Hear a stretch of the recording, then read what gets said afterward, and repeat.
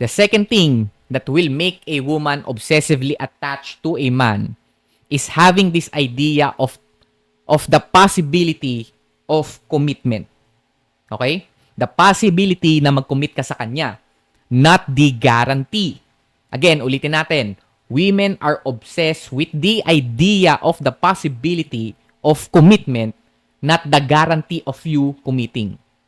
Sa Tagalog, mas na-obsess yung babae sa lalaking kapag napapaisip siya kung may possibility ba na magko-commit yung lalaki sa kanya. Instead of the guy giving her the guarantee na magko-commit ka sa kanya. So bakit ba nangyayari to? Women want the full fantasy experience. Walang erotic or romantic novel na nagsimula yung kwento na patay agad yung lalaki sa kanya.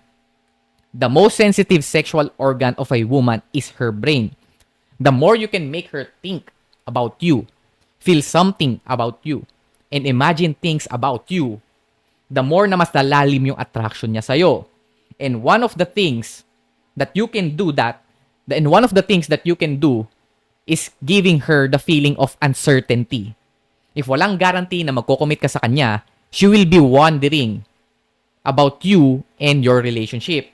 Marami ng what ifs yung tatakbo sa utak niyan. Pipiliin niya ba ako or hindi? Ba't kaya hindi pa niya ako nililigawan? Ba't kaya hindi pa niya ako binibembang?